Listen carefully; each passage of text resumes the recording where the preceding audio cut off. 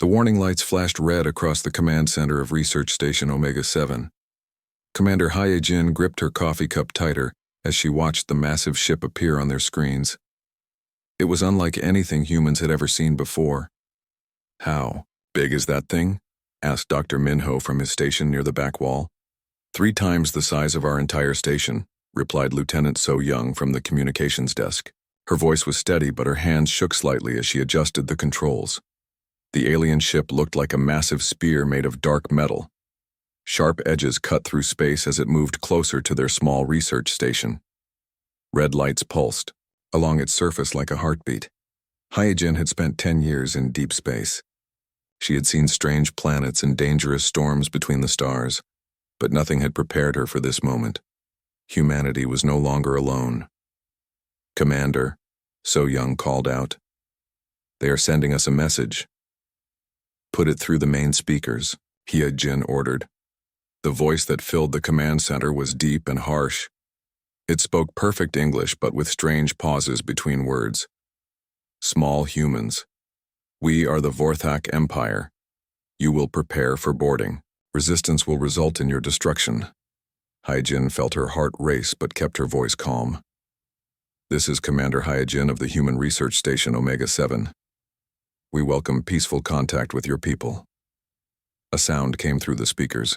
That might have been laughter, but it was cold and sharp like breaking glass. "Peaceful, how amusing. Prepare your docking bay. We come now." The transmission ended. Hyejin looked around at her crew of 12 people. They were scientists and researchers, not soldiers. Most had never even seen combat training. "Jinwoo, get to the docking bay and make sure the atmospheric controls are working," she ordered the station engineer. "Donghyun, I want you monitoring all our systems. If something goes wrong, I need to know immediately." Both men nodded and hurried to their tasks. Hyejin could see the fear in their eyes, but also determination. They would do their jobs no matter what came through that docking bay. 30 minutes later, the alien ship connected to their station with a loud clang that shook the entire structure. Hyejin waited in the docking bay with Dr. Minho and So Young. She had chosen them because Minho was their best scientist and So Young spoke 7 human languages. Maybe she could learn this alien tongue quickly. The airlock opened with a hiss of equalizing pressure. What stepped through made Hyejin take an involuntary step backward.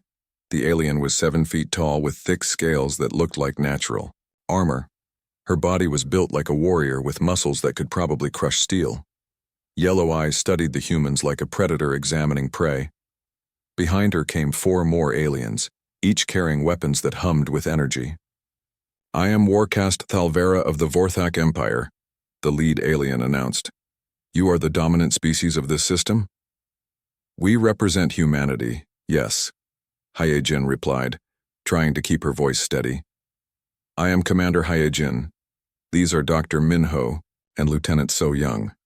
Thalvera looked at Dr. Minho and noticed his hands trembling slightly. The alien's mouth opened in what might have been a smile, showing rows of sharp teeth. "Your scientist appears to be malfunctioning. Is this normal for your species?" Dr. Minho is simply nervous. "This is our first contact with another intelligent species." "Nervous?" Thalvera repeated the word as if tasting something unpleasant. "Fear responses that serve no purpose. How do such weak creatures survive?" She walked closer to Minho, towering over the small human scientist.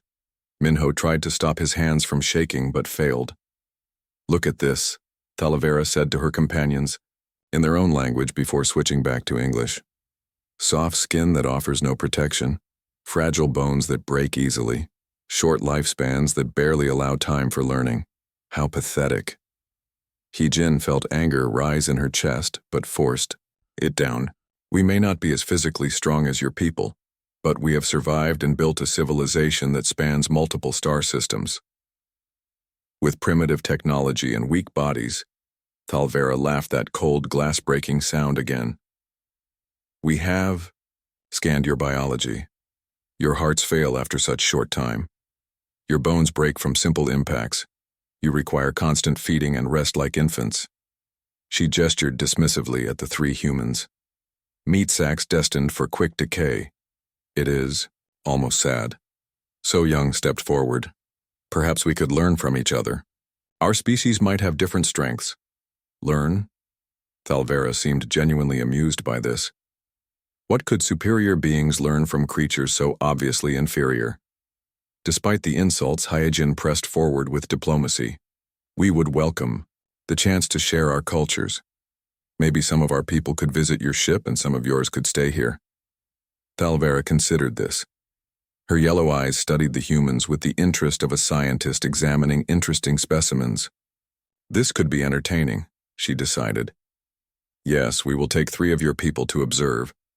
Consider it an honor to be studied by your betters. She pointed at different humans as she spoke. The shaking one will come to show us your science. The language speaker will come to teach us your primitive words. And the one who fixes things will come to see real technology. Hyojin realized Thalvera meant Minho, So Young, and Jin Woo.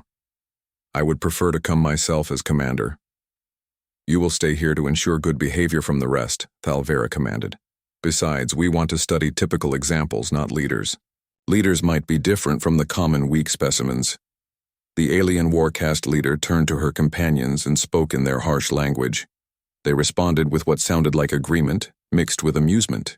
We will return in 2 of your days to collect the specimens, Thalvera announced. Have them prepared with basic supplies. This will give us much entertainment as we observe their struggles aboard a real ship. Before leaving, she looked once, more at Dr. Minho, whose hands had finally stopped shaking. Try not to malfunction too badly, little scientist. We want you intact for study. With that, the aliens returned to their ship, the airlock sealed behind them with finality.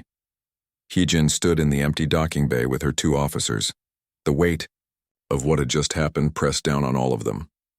Humanity had made first contact and they had been found wanting. Commander, So Young said quietly, what have we gotten ourselves into? Hyojin watched the alien ship through the viewport. It hung in space like a dark promise of things to come. I honestly do not know, she replied. But Jinwoo, Minho, and you are about to find out. The transport shuttle felt like a coffin as it carried Jinwoo, Minho, and So Young toward the massive Vorthak ship. Through the small window, Jinwoo watched their research station grow smaller until it disappeared entirely. Iron Dominion, So Young read from the alien text displayed on their shuttle screen. She had been working on the Vorthak language since their first meeting. That is what they call their ship. Sounds friendly, Minho muttered, clutching his research bag tighter. The shuttle docked with a violent clang that threw all 3 humans against their restraints. A Vorthak soldier opened the door and gestured for them to follow.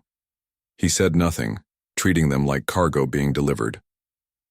The corridors inside the Iron Dominion were built for giants.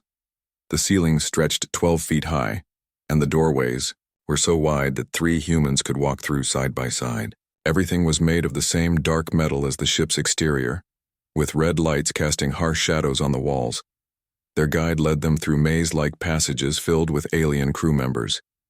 Every Vorthak they passed stopped to stare at the humans. Some made clicking sounds that might have been laughter. Others simply looked at them like they were strange insects that had somehow learned to walk upright. Look how small they are, one alien said in broken English as they passed. Like younglings, but even weaker.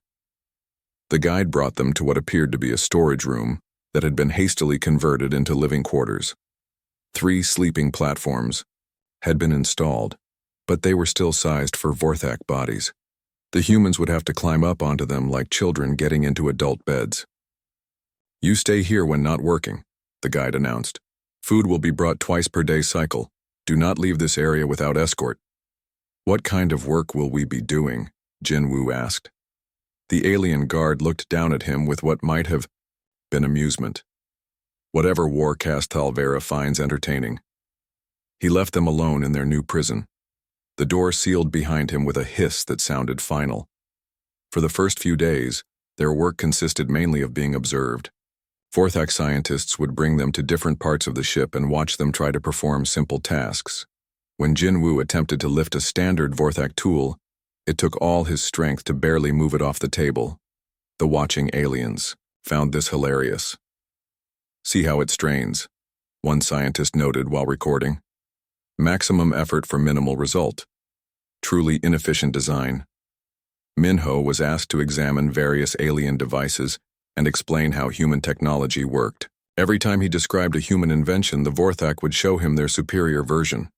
Human computers seemed like toys compared to Vorthak neural networks. Human weapons were laughable next to Vorthak energy cannons. Your species builds with such limited understanding, the chief scientist told Minho after he finished explaining human space engines, like children playing with rocks and sticks.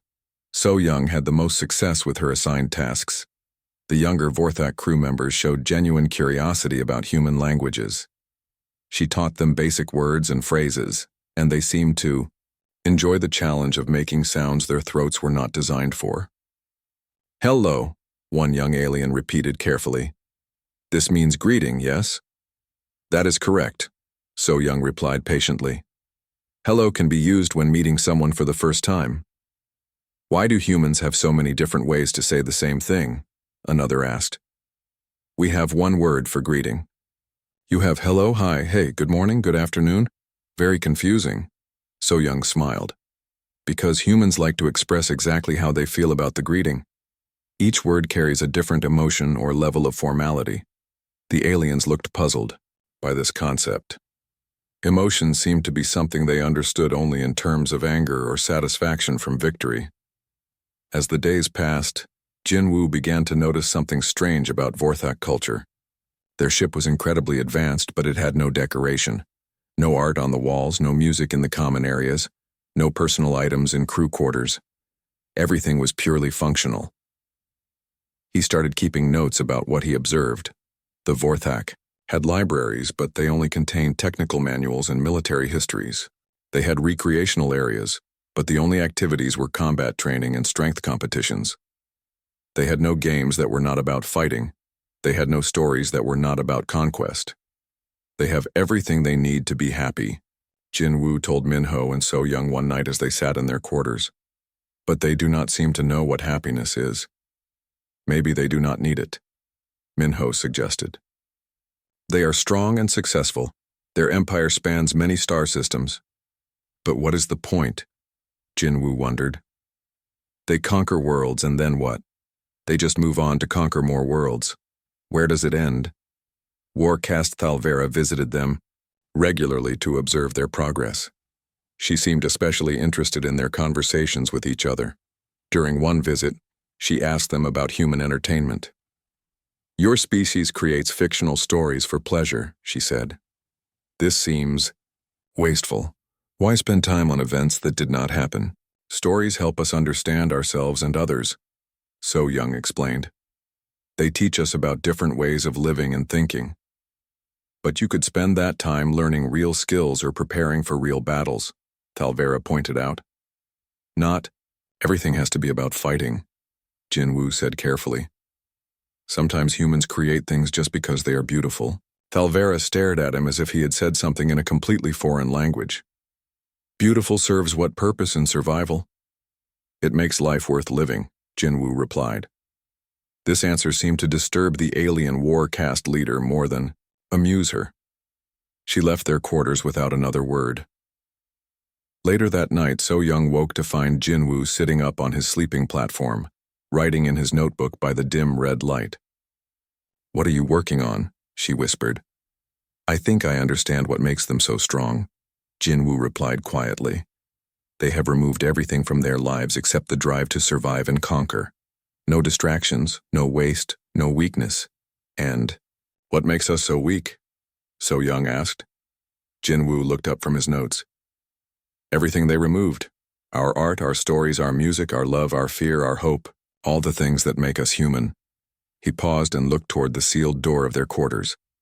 But I am starting to wonder if those things we call weaknesses might actually be our greatest strengths. They just do not know it yet. So Young settled back onto her platform, thinking about his words. Outside their quarters, the Iron Dominion continued its journey through space, carrying its cargo of warriors who had forgotten how to dream, and 3 small humans who still remembered how to hope.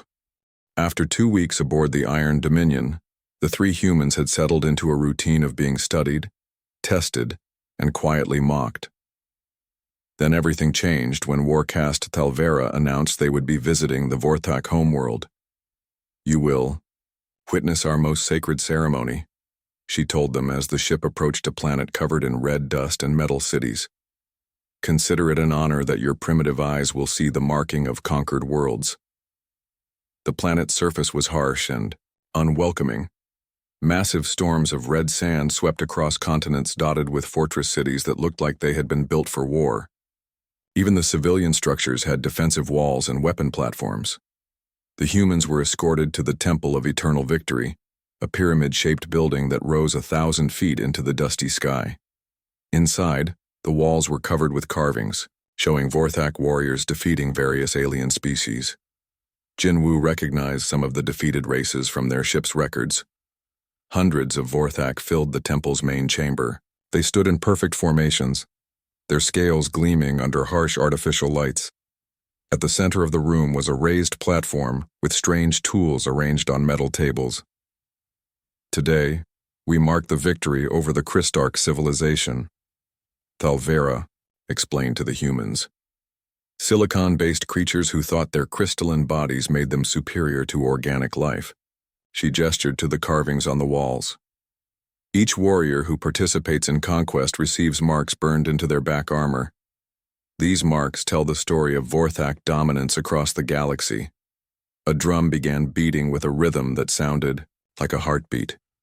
The assembled warriors started chanting in their harsh language. The sound filled the temple like thunder. Talvera removed her upper armor, revealing the natural scales that covered her back like a second skin. Jinwoo could see old marking scars across her shoulders and spine, symbols that represented previous conquests. "The acid etchers will burn the symbol of Crystal World into my armor skin," she said with pride. "The pain proves my strength. The mark proves my worth." Two Vorthak priests approached carrying tools that glowed with chemical heat.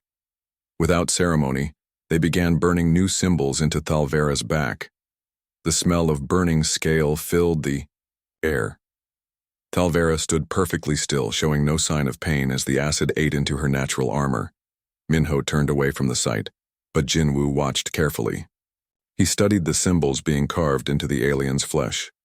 Each mark was sharp and angular, representing a different conquered world. But as he looked at the other warriors around them, Jinwoo noticed something important. Every Vorthak had marks showing their victories. But none had any marks for their losses. None had symbols for fallen comrades. None had personal marks that were not about conquest and war. The ceremony continued for hours. One by one, warriors who had fought against the Christarch civilization came forward to receive their marking. Each showed the same emotionless endurance as acid burned new symbols into their backs. When it was over, Talvera replaced her armor and turned to the humans. Her movements were slightly stiff from the fresh burns, but she showed no weakness. "Now you have seen true strength," she told them. "Vorthak warriors carry the history of our empire on our bodies. Every mark is a victory. Every scar is proof of our superiority." That evening, back aboard the Iron Dominion, Jinwoo could not stop thinking about what he had witnessed. As the ship prepared to leave the homeworld, he approached Talvera in her private quarters. "Warcast at Talvera," he said formally. "I request permission to create a human marking on your body." The alien war leader looked at him with surprise, that quickly turned to amusement. "A human marking? What could your weak species possibly create that would be worthy of Vorthak skin?" "It would be an honor to your strength," Jinwoo explained carefully. "A small mark using human methods to show respect for your victories." Talvera laughed her sharp glass-breaking laugh. "Human methods? You mean your primitive inks and needles? Such weak tools could never penetrate Vorthak armor skin." She seemed to find the idea so amusing that she decided to play along. "Very, well, small human. You may attempt to mark me with your feeble human tools. When your ink fails to penetrate my superior biology, perhaps you will finally understand the difference between our species." Jinwoo bowed his head respectfully. "I will need help from Minho and So Young to prepare the proper materials." "Bring your friends," Talvera agreed with a wave of her hand. "Make it a proper human ceremony. We shall see what your weak science can accomplish against Vorthak's strength." Later that night, Jinwoo explained his plan to the other humans in their quarters. "Are you completely insane?" Minho whispered. "You want to stick needles into a 7-foot warrior who could crush us without effort?" She agreed to it. Jinwoo replied calmly. "And I have been thinking about this since the ceremony. The Vorthak only mark their victories. They never mark anything else about their lives." "So?" So Young asked. "So their bodies tell only half their story," Jinwoo continued. "They have no marks for personal growth, for loved ones, for beautiful moments, for lessons learned from failure. They have turned their own skin into nothing but a record of conquest." He pulled out his notebook and showed them a simple drawing.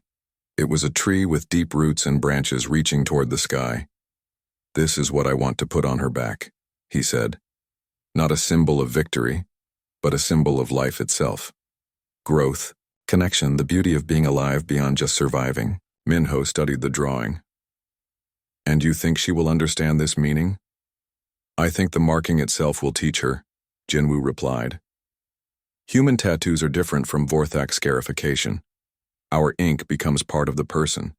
It grows with them, changes with them, connects them to memories and emotions." So Young looked doubtful. "Her biology is completely different from ours. Human ink probably will not even work on her skin." Jinwoo smiled mysteriously. "Actually, I have been studying Vorthak biology from the medical reports. Their scale structure is similar to human skin in some ways, and I have an idea about how to make the ink more compatible." He would not tell them exactly what he planned. But as they prepared the improvised tattooing equipment, Jinwoo carefully mixed the ink with something special, a tiny sample of his own blood, so small that the others did not notice. If his theory was correct, the human DNA in his blood might create a bridge between species. The ink would not just mark Thalvera's skin, it would carry with it the genetic memory of human emotion, human connection, human love. But he kept this secret to himself. Some gifts were too dangerous to explain before they were given.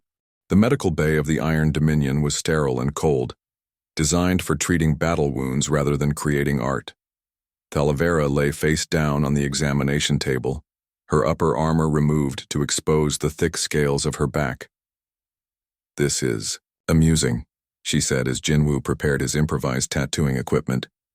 "I am curious to see how quickly my biology rejects your primitive human ink." Minho had spent the entire day building the tattoo device from spare electronic parts. It looked crude compared to Vorthak technology, but it would serve their purpose. So Young stood ready to translate and explain what Jinwoo was doing. "Before I begin," Jinwoo said, dipping the needle into his specially prepared ink, "I want to tell you about human markings. They are not like your victory scars." He began working on a small section of her back, between her shoulder blades. The needle penetrated her scales more easily than expected, and Thalvera showed no sign of discomfort. Human tattoos tell the whole story of a person's life. Jinwoo continued as he worked. Not just victories, but defeats too. Not just strength, but also weakness. Not just what we have conquered, but what has conquered us. "That sounds foolish," Thalvera replied. "Why mark your body with reminders of failure?" "Because failure teaches us," So Young explained from her position nearby. "Humans believe that mistakes help us grow stronger and wiser." Thalvera made a dismissive sound. "Weakness is weakness. It should be eliminated, not celebrated." Jinwoo continued working on his design, carefully outlining the roots of his tree. "This mark I am making represents growth. The roots go deep into the earth, drawing strength from below. The branches reach toward the sky, seeking light and air. But the most important part is in between." "The trunk," Thalvera said. "Yes. The trunk carries everything. It holds the tree together. It connects the roots to the branches, the earth to the sky.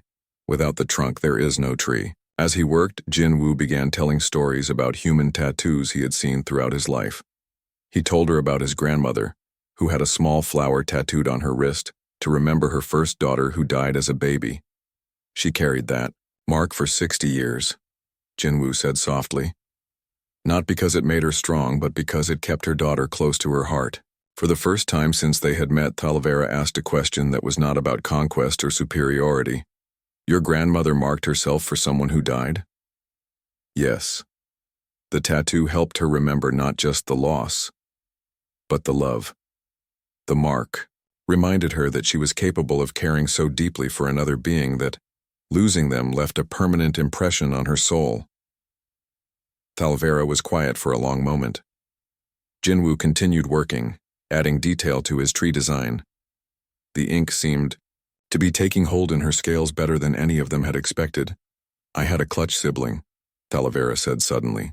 The words came out strangely, as if she was not used to speaking about such things. Born from the same egg batch as me.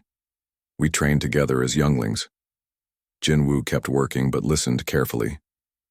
What happened to your sibling? Dead in first combat. Weakness in shield positioning allowed enemy weapon through armor gap. Death was instantaneous. So Young moved closer. That must have been difficult for you. Difficult? Talavera seemed confused by the word. Death in battle is normal. The weak are eliminated, the strong survive. This is natural order. But did you miss your sibling after they died? Minho asked gently. Talavera was quiet again. Jinwoo could feel tension in her back muscles as she struggled with the question. Missing serves no purpose, she finally said. Dead warriors cannot return. Living warriors must focus on future battles, not past losses. But you still remember your sibling, Jinwoo observed while adding branches to his tree. Even now, years later, you remember them clearly. That memory means something. I remember because memory aids in tactical analysis. Understanding how my sibling died helps me avoid similar mistakes. So Young knelt beside the table so she could see Talavera's face. Is that the only reason you remember? For tactical analysis? The alien warrior's yellow eyes stared at the wall for a long time before answering. There are times when I accomplish something in battle, some particularly skilled move or strategy, and for just a moment I think about showing my sibling what I learned. Then I remember that my sibling is not there to see it. Jinwoo paused in his work. That sounds like missing them to me. That sounds like weakness, Talavera said, but her voice lacked its usual certainty. Maybe, Jinwoo agreed, but it also sounds like love. He went back to his tattooing, working on the finest details of his design. The tree was taking shape beautifully on her dark scales. The ink seemed to be bonding with her biology in ways he had hoped, but not dared expect. Tell me more about human love, Talavera said quietly. For the next 2 hours, as Jinwoo completed his work, the three humans told her stories about love in all its forms. Romantic love between partners who chose to spend their lives together. Family love between parents and children, brothers and sisters. Friendship love between companions who supported each other through good times and bad. They told her about humans who gave up their own lives to save others. About parents who worked multiple jobs to give their children better opportunities. About friends who forgave each other's mistakes and helped each other grow. Why do humans choose to suffer for others? Talavera asked. What advantage does this provide? It is not about advantage, So Young explained. It is about connection. Humans are social creatures. We become stronger when we are connected to others, even if that connection sometimes causes us pain. But pain is weakness, Talavera insisted, though she sounded less convinced than before. Sometimes, Jinwoo agreed as he put the finishing touches on his tree. But sometimes pain is the price we pay for caring about something bigger than ourselves. He sat back and admired his work. The tree covered a space about the size of his hand, with intricate roots spreading deep and delicate branches reaching high. The ink had taken hold in her scales perfectly, creating a permanent mark that seemed to glow with its own inner light. It is finished, he announced. Talavera stood carefully and moved to a mirror mounted on the medical bay wall. She turned to look at her back over her shoulder. What she saw there would change everything. 3 months had passed since the tattooing ceremony. The humans had settled into their strange life aboard the Iron Dominion, still treated as specimens, but now with something approaching tolerance from the crew.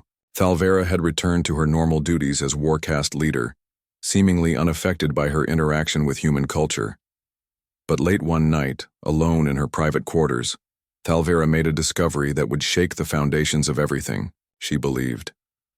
She stood before her wall mirror as she did every evening, checking her armor and weapons for the next day's duties.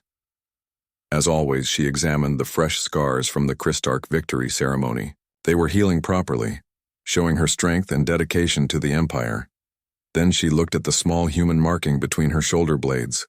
According to everything she knew about Vorthek biology, the primitive human ink should have been rejected weeks ago. Foreign substances could not permanently bond with their superior scale structure. But not only was the tattoo still there, it seemed brighter than before. The ink had somehow integrated with her natural armor, creating patterns that pulsed softly with her heartbeat. Thalvera stared at the tree design with growing alarm. The roots seemed deeper now, spreading in delicate lines across her scales. The branches appeared to reach further, with tiny new growths that had not been there when Jinwoo finished his work. "Impossible," she whispered. She activated her personal, medical scanner and directed it at the tattoo. The readings made no sense. The human ink had not just bonded with her scales. It had created new neural pathways in her skin, connecting directly to her nervous system in ways that should have been biologically impossible. As she studied the scanner results, something strange happened. A wave of emotion washed over her that she had never experienced before. It was like sadness but warmer, like pain but welcome. She found herself thinking about her dead clutch sibling again, but instead of pushing the memory away, she let it fill her mind.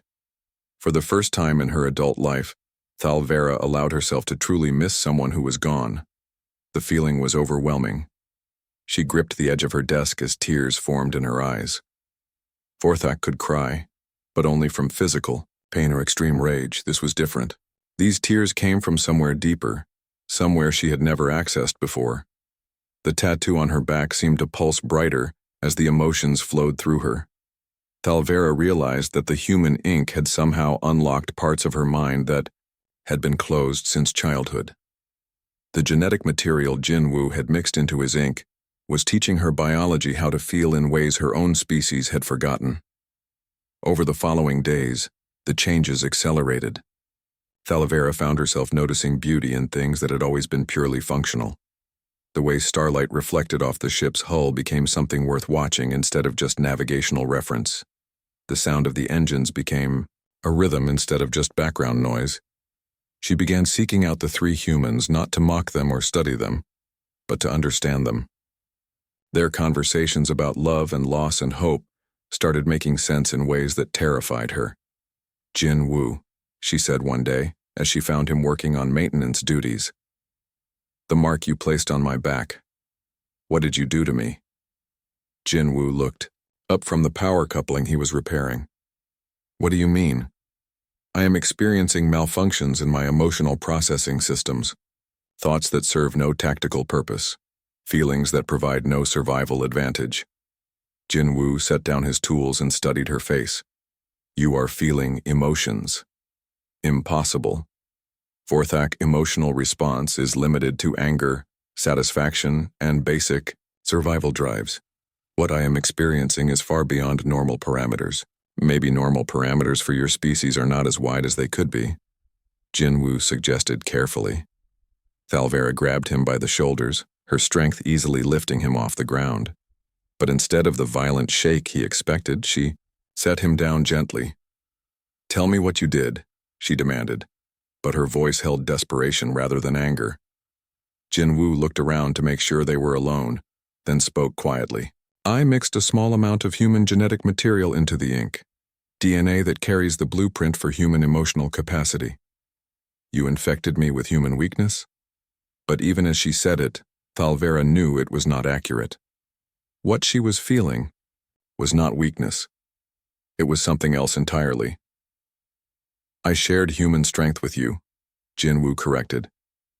"The ability to feel deeply, to connect with others, to find meaning beyond just survival." Thalvera released him and stepped back. "You had no right to alter my biology without my consent." You are correct, Jinwoo admitted. I apologize for that deception, but I believed you deserved to know what you were missing. That night, Thalvera stood before her mirror again and really looked at the tattoo. The tree had grown even more, with new branches spreading across her back in patterns that looked almost like a circulatory system. The roots had deepened, extending down toward her spine. As she watched, she realized that the tattoo was not just changing her skin. It was changing her entire nervous system, creating new connections between different parts of her brain. The human DNA was teaching her biology how to process emotions she had never been capable of before. She thought about her clutch sibling again, but now the memory came with a flood of associated feelings. Pride at her siblings' courage in that final battle. Regret that she had never told them how much their companionship meant to her. Gratitude for the years they had spent together learning and growing. For the first time, she understood what the humans meant when they talked about love. But with this understanding came a terrible realization. If she was capable of these feelings, then so were all Vorthak. Her entire species had been living only half a life, cutting themselves off from the full spectrum of existence. And tomorrow, the Iron Dominion would arrive at Earth. The High Command expected her to lead the assault on the human homeworld, to add another victory mark to her back. The thought of burning human cities, of ending the lives of creatures capable of such depth of feeling, suddenly became unbearable. The tattoo on her back pulsed with pain that had nothing to do with physical injury. Thalvera realized she had a choice to make. She could follow her orders and destroy a species that had shown her what it meant to truly live. Or she could find another way, even if it meant betraying everything she had been taught about Vorthak's superiority. The tree on her back seemed to whisper the answer in a voice that sounded like wind through leaves, like her clutch siblings' laughter, like the gentle rhythm of a heart that had learned how to love. The Emergency War Council convened aboard the Iron Dominion as Earth grew larger in their viewports. The blue and green planet hung in space like a jewel, completely unaware that the largest invasion fleet in Vorthak history was preparing to destroy it. High Commander Vector had traveled from the homeworld specifically for this moment. The conquest of humanity would be the greatest victory in recent Empire history. An entire species wiped out in a single coordinated strike. Warcast Thalvera, the High Commander's voice boomed across the council chamber. Your preliminary reports indicate that humans pose no significant military threat. Is this assessment correct? Thalvera stood at attention before the assembled war leaders. Every instinct trained into her from birth screamed that she should confirm the assessment and proceed with the invasion. But the tattoo on her back pulsed with warmth, flooding her system with emotions that made the thought of genocide unbearable.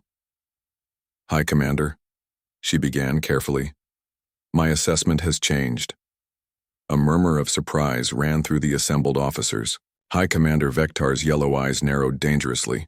Explain. Humans possess capabilities that our initial scans did not detect. They have developed weapons that could pose a significant threat to our forces. It was a lie.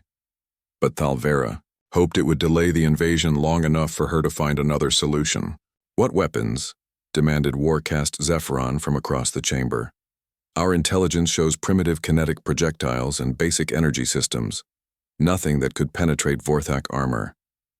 Biological weapons, Thalvera said, the words coming to her as inspiration.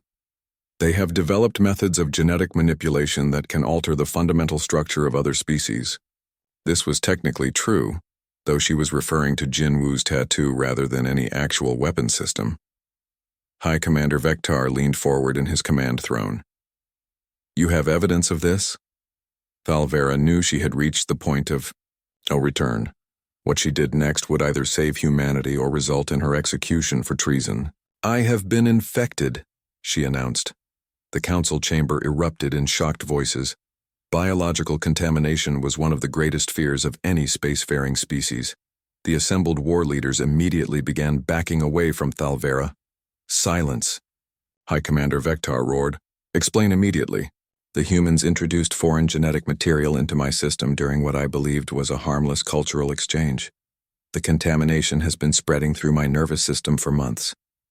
She reached for the clasps of her armor. I can. Show you the evidence. Do not remove your armor, Vectar commanded. If you are contaminated, exposure could spread the infection to the rest of us. The infection is not contagious through air contact, Talavera said, but it has fundamentally altered my biology in ways that demonstrate human capabilities far beyond what we initially assessed. Despite the High Commander's orders, she removed her upper armor and turned her back to the council. Gasps echoed through the chamber as they saw what had grown there. The simple tree that Jinwoo had tattooed on her back had become something magnificent and terrible. The ink had spread across her entire back in an intricate network of roots, trunk, and branches. But it was not just a design anymore. The tattoo seemed alive, pulsing with bioluminescent patterns that matched her heartbeat. Flowers bloomed along the branches. Tiny creatures moved through the roots. Leaves rustled in a wind that existed only in the genetic memory carried by human DNA. By the ancient scales, whispered Warcast Mordak. What have they done to you? They have shown me what we have lost, Talvera replied. She turned to face the council, and they could see that her eyes had changed. The cold yellow of Vorthak efficiency had been replaced with something warmer, deeper, more complex. This contamination has granted me access to emotional spectrums that normal Vorthak biology cannot process. I have experienced what humans call love, hope, compassion, wonder. I have felt grief for losses and joy for simple beauty. Disgusting, High Commander Vectar spat. You have been weakened by alien corruption. Guards, place Warcast Talvera in medical isolation immediately. Wait, Talavera called out as guards moved toward her. Before you condemn me, ask yourselves this. When was the last time any of you felt truly satisfied with a victory? When did conquest last bring you genuine happiness instead of just the absence of failure? The guards hesitated as her words hit their mark. Several council members exchanged uncertain glances. We conquer world after world, system after system, Talvera continued, her voice growing stronger. But what is the purpose? What do we gain besides more territory to defend and more enemies to fight? When does it end? It ends when we have eliminated all threats to Vorthak supremacy, High Commander Vectar declared, but his voice lacked its usual conviction. And then what? Talvera challenged. When every other species is dead or enslaved, when we rule, an empty galaxy filled only with Vorthak, what will we do then? We have no art, no music, no literature beyond military manuals. We have no relationships beyond military hierarchy. We have no purpose beyond the next battle. She gestured to the tattoo covering her back. This human infection has shown me that there are other ways to live. Ways to find meaning in existence beyond just survival and domination. Warcast Zephyron stepped forward. You speak of weakness as if it were strength. Emotions serve no tactical purpose. Do they not? Talvera asked. Tell me, Zephyron, why do you fight so hard to protect the Empire? Because it is my duty. But why do you care about duty? Why does the survival of our species matter to you? Zephyron struggled to answer. Because we are Vorthak. We are superior. But why does that superiority matter if you cannot enjoy it? Why preserve something that brings no joy, no satisfaction, no meaning beyond its own continuation? The chamber fell silent as the war leaders grappled with questions they had never been trained to consider. High Commander Vectar stood from his throne, his massive frame casting shadows across the chamber. Enough philosophy. You have been compromised by alien influence. Your judgment is no longer sound. Guards escort the infected Warcast to medical isolation. I will go willingly, Talvera said, raising her hands in surrender. But first, let me show you something else the humans taught me. Before anyone could stop her, she reached into a hidden pocket of her discarded armor and pulled out a small device. It was a human communication transmitter that Jinwoo had built for her, in secret. I have already warned Earth of your approach, she announced. The chamber erupted in roars of outrage. Several officers drew their weapons. But Thalvera made no move to defend herself. The humans now know the size and composition of your fleet, she continued calmly. They know your battle tactics and your technological capabilities. They have had days to prepare their defenses and evacuate their civilian populations. You treacherous filth, Vectar bellowed. You have betrayed your own species for alien corruption. I have tried to save both species, Thalvera replied. The humans will fight back now. They will resist with everything they have. Some Vorthak ships will be destroyed. Some Vorthak warriors will die. Is conquest worth the cost when there is another option? What other option? Demanded Warcast. Mordak Alliance, Thalvera said simply. The humans have something we need, the ability to feel meaning in existence. We have something they need, advanced technology and military strength. Together, both species could become something greater than either could achieve alone. She turned to address the entire council. I am not the only Vorthak capable of this transformation.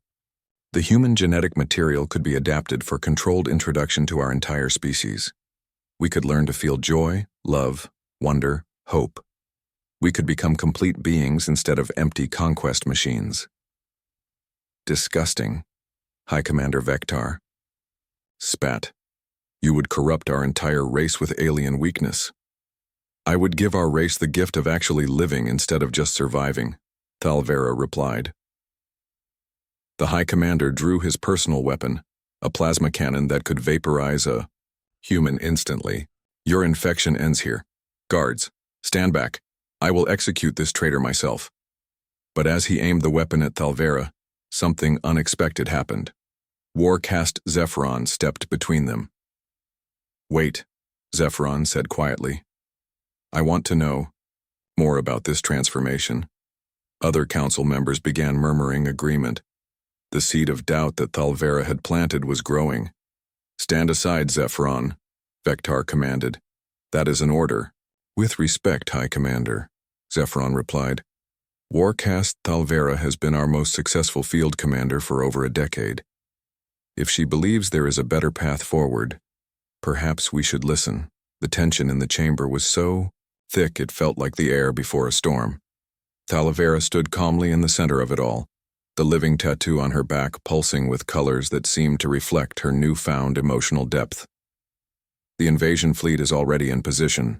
High, Commander Vectar said through gritted teeth. The attack begins in 1 hour, regardless of this traitor's contamination.